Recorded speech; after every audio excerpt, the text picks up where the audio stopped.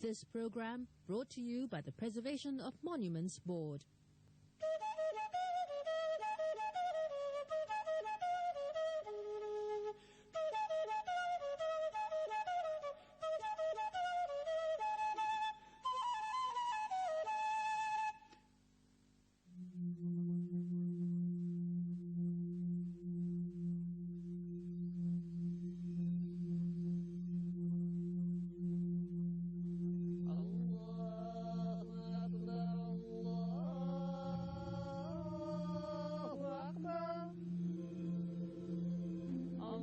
The muezzin or crier calls out to the faithful to cease all their worldly tasks, to face Mecca and pray. Prayers forge the spirit of Ummah, a sense of common brotherhood, which is why Muslims are encouraged to pray together at the mosque.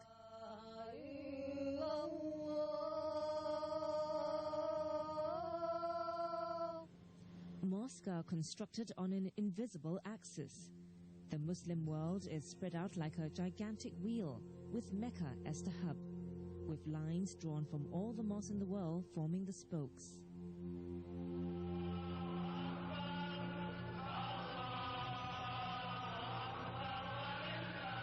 These lines converge on a city, the city on a point. The city is Mecca, and the point is the Kaaba at its center.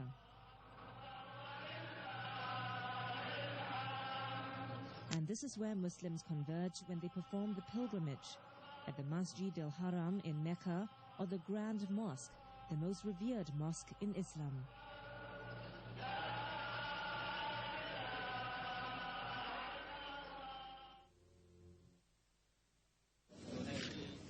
Before the construction of a new mosque, a ceremony is held to determine the direction of the Kaaba, or what is known as the Qiblat. In the past, ulamas or religious leaders used the movement of the setting sun as a guide.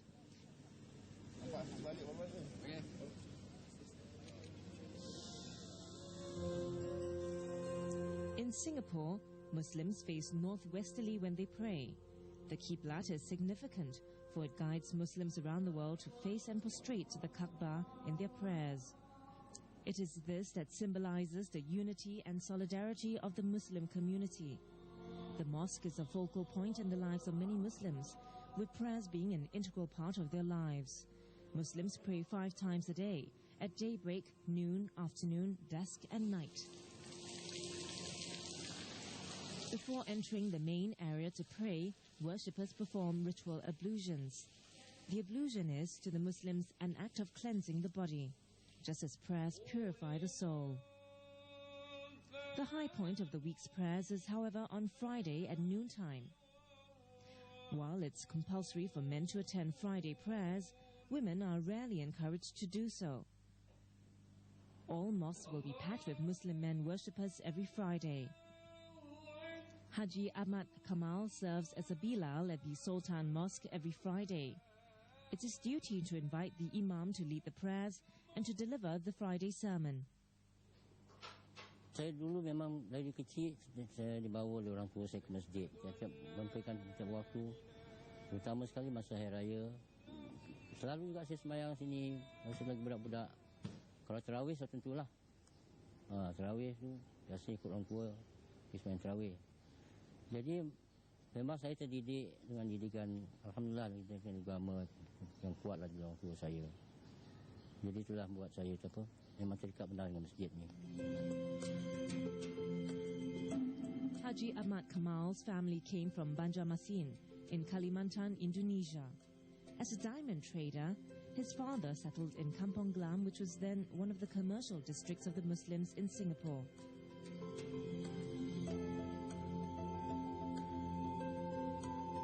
In 1824, erected on this site, the first mosque by Sultan Hussein, Sir Stamford Raffles had pledged $3,000 on behalf of the East India Company towards its construction. In 1924, the trustees of the mosque approved the construction of the present mosque. It was built and designed by British architect Swan and McLaren. Masjid ni peranan dia selain pada ibadah, dia sebagai tempat pelindungan orang Islam pun dia juga. Jadi waktu urusan-urusan masa itu, semua banyak lari ke masjid dan tutup pintu pagarnya. Perang Jepun waktu itu memang Jepun dia tak kira waktu dia datang membom Singapura tu. Situ orang-orang Islam, Cina, India semua lari dalam masjid untuk berlindung. Living around the Sultan Mosque are traders forming the eclectic mix of ethnic groups from Indonesia and India. Together, they donated generously to raise funds for the mosque.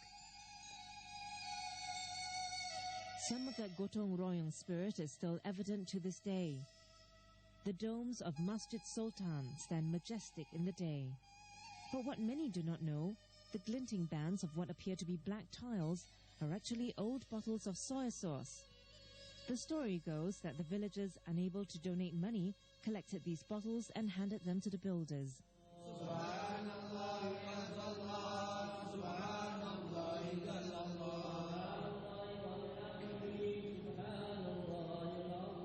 Typical of an old mosque, Masjid Sultan was built mainly for devotional purposes. Hence, its prayer hall is huge. It's said to be able to accommodate 5,000 worshippers at a time.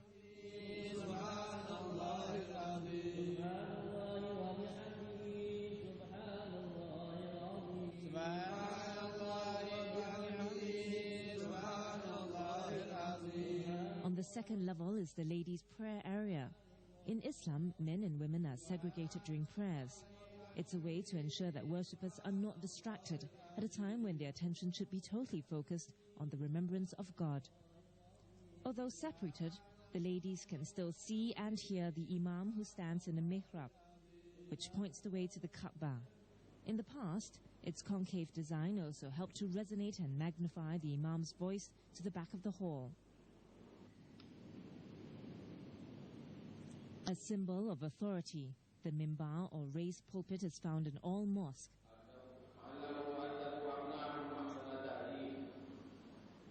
It's where the imam delivers his sermon standing on the second step, thereby reserving symbolically the top step for Prophet Muhammad. The mimbar played an important role in the past. Mimbar tu pernah digunakan untuk orang yang bertelagah antara satu sama lain. Dibawa ke masjid ni lepas sembahyang asar. Naik ke atas mimbar dan mereka bersumpah dengan Quran. Dengan Al-Quran yang bersumpah. Mengatakan mereka ada buat atau tak buat atau bagaimanalah. Mengikut percayaan mereka masing-masing. Situlah tempat keputusan yang kita menghukumkan antara dua orang yang berbalah.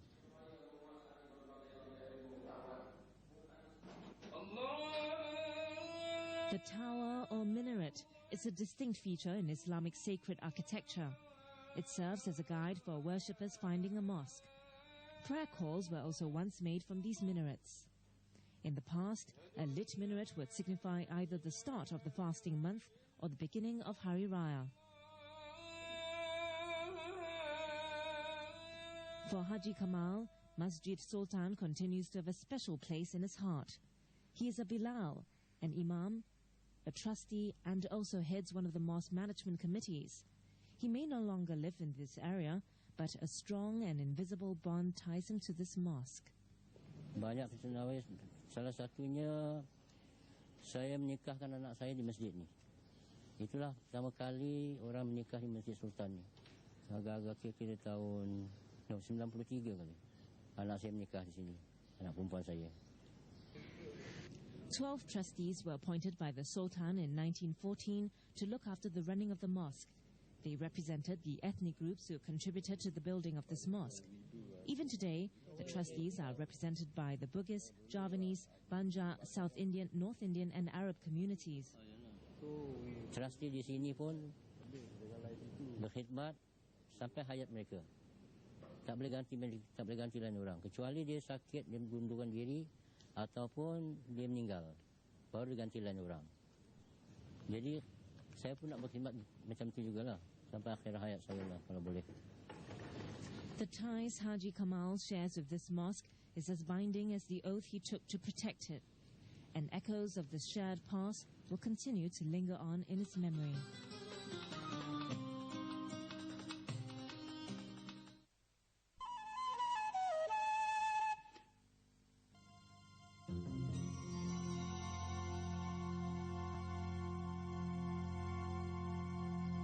according to a hadith or sayings from the Prophet.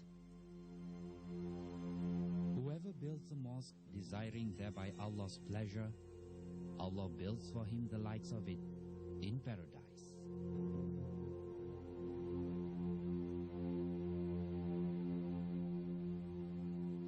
The rested body of Haja Fatima lies here, at peace in the mosque she founded.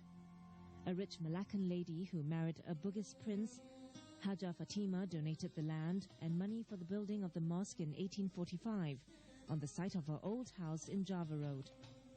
Her house was pillaged twice by robbers and then burnt to the ground. After the incident, Haja Fatima wakaf the land for the building of a mosque. Wakaf is the act of entrusting a piece of land or property to be used only for religious purposes by Muslim worshippers. And building a mosque or contributing to building one is regarded a pious act.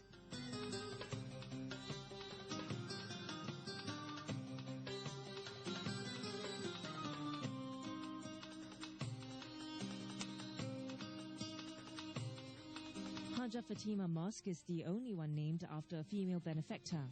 Much of the old Kampong Java has disappeared and has been redeveloped, but the 154-year-old mosque still stands.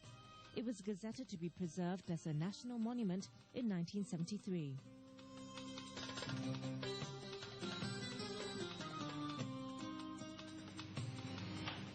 As an abode of God, mosques have to be well maintained, and it's the duty of the Noja to ensure this. The keeper of this mosque is 65-year-old Pakcik Razali, who's been performing the duties of a caretaker since 1972. And now he works here on a permanent basis. Bila hari 6 hari minggu, saya volunteer lah. Ngecat, maintenance, nyabun, apa cacat masjid kan. Masjid apa sapu-sapu, bersihkan kubur. Macam-macam lah saya bikin hari 6 hari minggu. And part of the charm of the rustic mosque is this old well. Dulu labor, dia pakai timber. Sekarang dah canggih, kita naikkan sikit, kita pakai pump. Lalu takut budak-budak jatuh je lah, kena apa-apa kan itu je. Tak pernah kering, ni air tak pernah kering. Water from the well is used to supplement tap water. And similar to the practice in other mosques, water used for ablution is recycled for other purposes like washing and watering plants.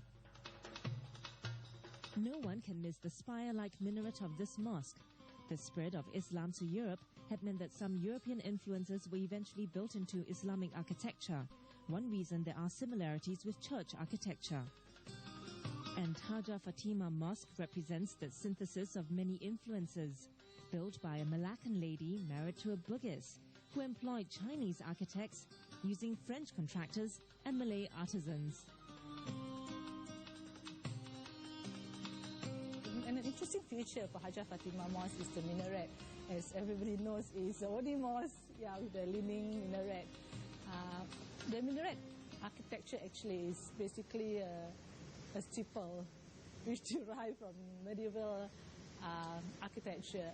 If you notice, it's quite similar to the one at St. Andrew's Cathedral.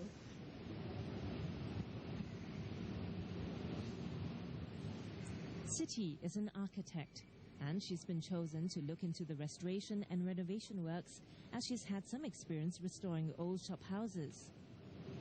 She says the plans have to be carefully studied before any alterations can be made. And according to her, there's still some finishing touches left to be done.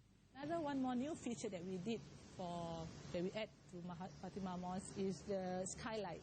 If you notice the skylight between the entrance to the mosque itself. Previously what they did, they just put the asbestos roofing, but URA suggested that we use skylight instead. So at least from below you can look up to see the beauty of the mosque entrance.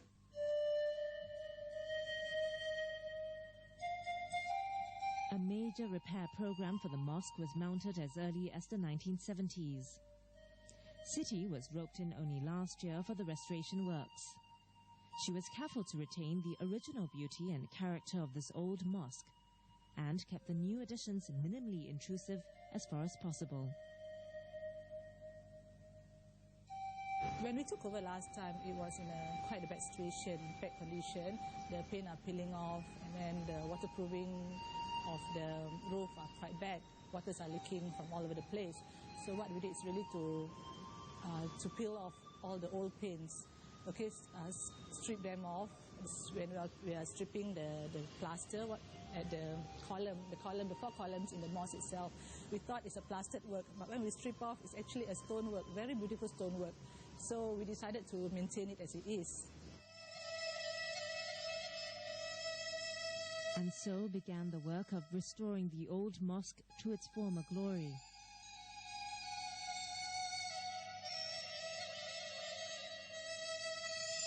The Hajjah Fatima Mosque has been given a beautiful facelift. But the challenge for the mosque is to attract more worshippers to come here. The mosque is quiet in the day, awaiting for night and the weekends when it's abuzz again, much like the old days. Bila ada keramaian lah, bila Maulud Nabi, bulan puasa itu sebab dia kenang. Nombor 1 sinilah. Makanan dia nombor 1. Oh, bila kat sini ada paik kemah kan, bulan puasa, ya Allah, ya Rasulullah. Haji, bang. Kenapa? Mana-mana miskin orang hantar ni macam dia lah. Makan supporter, orang hantar macam-macam. Kita bubur saya, orang hantar kuih, mentabak, macam-macam mi pisang. Allah, tak makan. Itu je kenangan bagus saja. Like other religions, it's good now and again to pray in congregation. You should go together to say your prayers. And on Friday, there's always a sermon. Everybody who's coming. Hajjah Fatima Mosque sees a new set of curious visitors in the daytime. As a national monument, it attracts its fair share of attention. What's unmistakable about this quaint mosque is the sense of the past that it evokes, and old world charm that still lingers in the echoing hall of the mosque.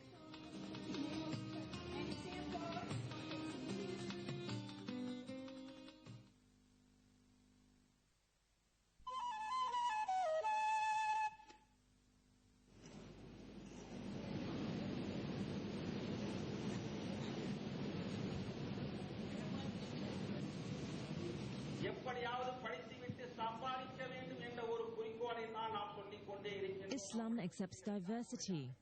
This is apparent in the Abdul Ghaffar Mosque, which was officially gazetted as a protected national monument in 1979. Today, its main prayer hall is in dire need of restoration and repair. The Abdul Ghaffar Mosque in its present form was built in 1907 after the original Al-Abra Mosque was demolished. The humble wooden structure was built by the Indian Muslim community in 1859.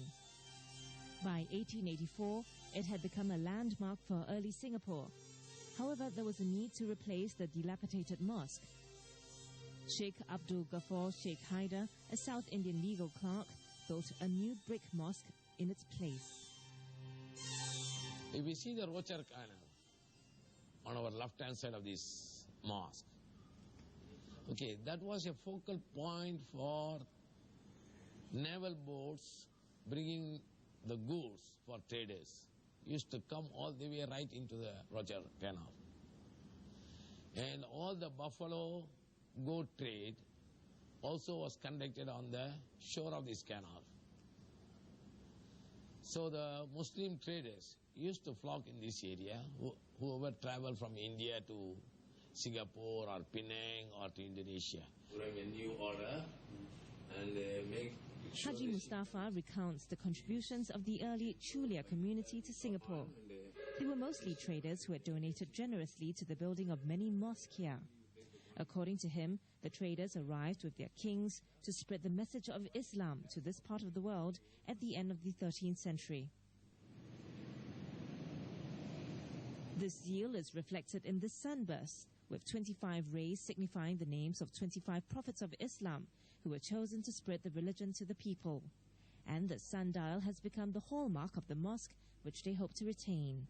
When we look at the old plans, we realize there's 4 minarets at the top of the mosque, okay? But on site, it's been chopped off. Okay, according to the mosque trustee, I think they have to cut it off. We have to demolish it because due to structural conservation.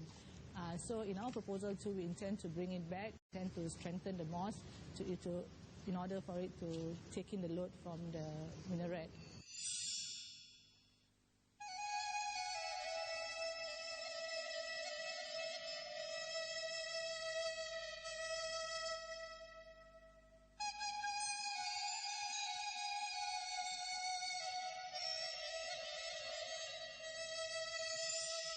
is the basement area where our forefathers have built to accommodate the space constraint. Fortunately or unfortunately, this was not used in the early days. Whether they really used, we don't know. But however, we have applied to the URA to reopen this basement so that it can accommodate about 600 congregation people, particularly during the weekend prayers. Plans are already underway to restore and renovate the mosque, and the mosque committee hopes to raise $5 million to this end. Older mosques such as this one were built before the advent of concrete. Today, it's already showing dangerous signs of wear and tear. Generally, this one with the built on lime mortar, normal life is almost 100 years. That's number one. Number two, these type of constructions, without giving adequate warning, may collapse. Because the adhesive capacity of the lime mortar can last only up to 100 years unless otherwise it was finely grounded in the early days, and a lot of natural items such as your gula malaka, egg, nutmeg, tender coconut water, all these being mixed in the lime mortar and ground using 2 bullocks driving a big rolling stone. So such a system is not available now.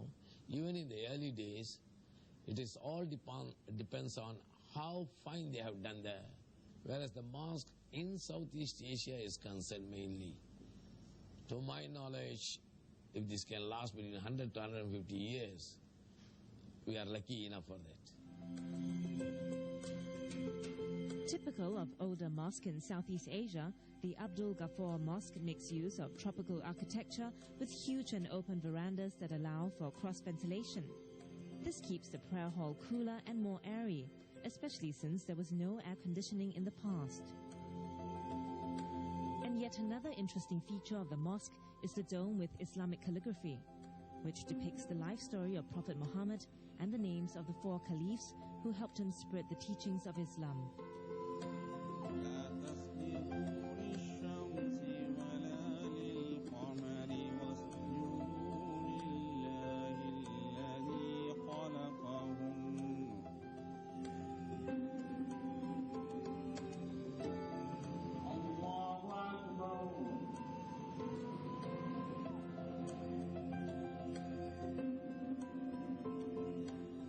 Worshippers here are generally from the Hanafi school of thought. Muslims form 2 sects, the Sunnis and the Shiites. Within the Sunnis, there are 4 schools of thought: Hanafi, Maliki, Shafi'i, and Hanbali. They are Islamic scholars who had interpreted the Islamic law in the past. Most Muslims in Southeast Asia are Shafi'is. Imam Ahmad Ismail helps out as a teacher in the religious school run by the mosque. He, the Bilal, and another teacher were recruited from India to help fill up these posts in the mosque. And this has always been the tradition in the past.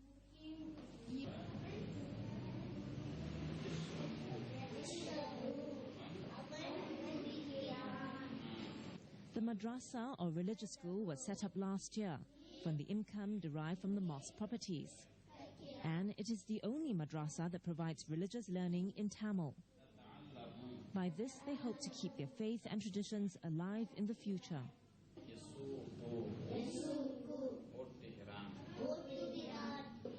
In Islam, civilization was there and it is there here now. It will not change. Modernization, okay, instead of wearing the sarong and caps, okay, they will wear the pants, suits and other things.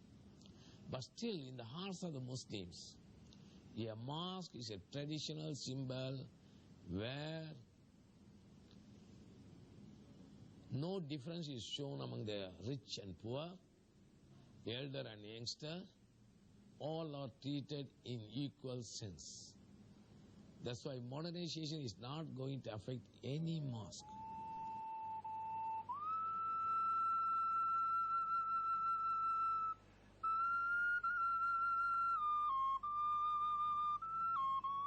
an old faith that appealed to believers thousands and thousands of years ago.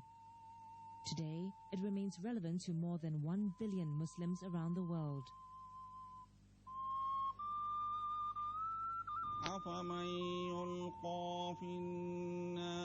As long as man needs religion to make sense of the modern world, places of worship such as mosque will continue to provide its believers with a place for solace and refuge. اعملوا ما شئتم إنه بما تعملون بصير.